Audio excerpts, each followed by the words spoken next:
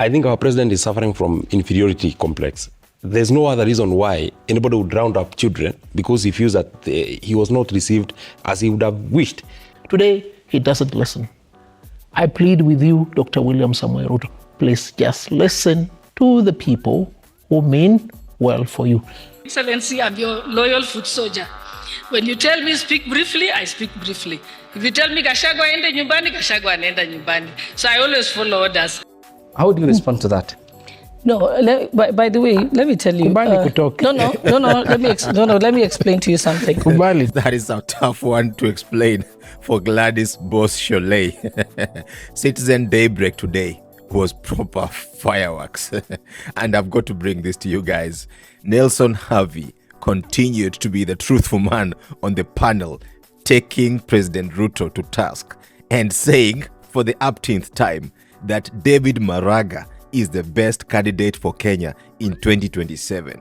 And Nyandarua Senator John METHU tore Ruto apart, saying that he is suffering from an inferiority complex. Hey guys, this is gonna be interesting. Take your popcorn out, enjoy the show. Kindly please subscribe and give this video a big like. Let's go! And this vetting is something that ought to have been done away long time ago. Should we leave it at that, or do we also interrogate what happened thereafter when the president went to Isiolo? It is my honest view that the shouting is not the best way of persuading anybody in a communication. It is said that the youth heckled the president. Look, with tremendous respect, I think the president also heckled the people of Isiolo. And when you heckle other people, why should you be surprised when they heckle back? You know, when I grew up in this village in Nangili, I used to visit my uncle Ateka at Mitimoja. And at one point in time, we were sent to chase away monkeys. And we started stoning those monkeys. And the monkeys picked stones and stoned us back. I think we need to have a situation whereby everybody respects each other. Okay. The people should respect the leaders, and the leaders should respect the people. We traversed the entire country seeking for votes, and we were very persuasive. We never shouted, we never heckled. Neither we heckled, because there was communication. The moment there is a breakdown of communication, there will be that perception that somebody is heckling at you. But look at the mirror. If you're heckling at the people, they will heckle back at you. I would just want to make a very quick comment on what is on page 1 of the Daily Nation. If you allow me, this, in my opinion, my personal opinion, is a sad state of affairs. If the president visits your area and the next day you are being rounded up because the president feels that he's unhappy, that he was not received as he had expected. And I would want you to, as you read the story, get to understand the charges upon which these people are charged. And I'm happy that the courts actually released them for free. It is my opinion, my very considered opinion, that I think our president is suffering from inferiority complex. There's no other reason why anybody would round up children because he feels that he was not received as he would have wished. One of the captions that have been captioned here is that the next day when they were just arresting people, they were just arresting people who are walking on the road. They are not even sure whether they attended the rally. One of the persons that has been quoted is that somebody was just walking towards going to a shop. The policeman just called him, come, and they put him in the truck. And he has been told that he's in the group that heckled the president. If you look at the headline of the Standard yesterday, the president was being called unpresidential. Unpresidential. He was being referred to as an unpresidential president. I think it is my opinion. President William Ruto needs to take a step back. He needs to reflect on him as the symbol of national unity. Whatever he says and whatever words that come out of his mouth, are they bringing unity in the republic? Are they making him and giving the respect that beholds the office of the president?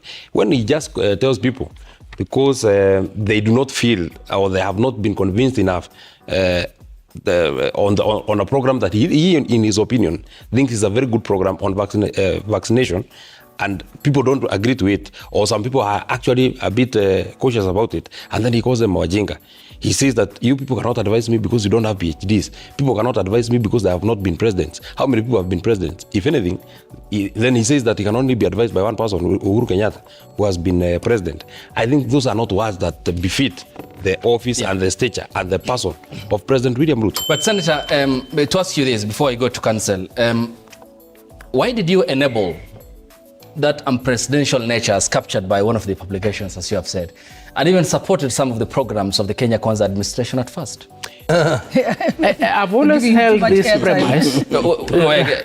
Madam Speaker, sir, this what I'm going to say is historical, so shall we maintain silence? I've always held this premise that men and women are never bad, but there are times that their actions are not good. Dr. William Samoei Ruto is one of the best men I've ever come across in my life. And I have no apologies whatsoever for supporting him. Why do I say so? By the time that I made a deliberate decision to support Dr. William Samoei Ruto, I'd evaluated the choices. And I've learned to live with the consequences of my choice. Has he become bad? No, he hasn't become bad, but his conduct has become bad. To a large extent because of his associations. And I'll say this without any fear of contradiction, Madam Speaker. There are times we will speak with the Deputy President for hours, giving him advice on what to do insofar as legal matters are concerned. I don't think he listens to us anymore. You mean the current Deputy President or the former? Then he was a Deputy President. He listened to us.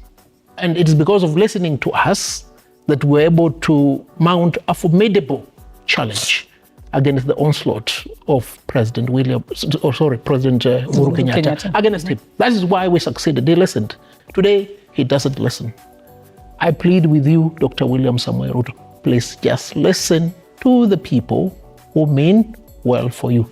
On my part, mimi nimekubali mashtaka, usinifinye sana, nimekubali haya mambo yanitoke.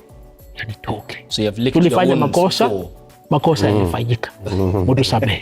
And that is the reason why I've said in no uncertain term, my contract with Dr. William Samoei Ruto was for 5 years.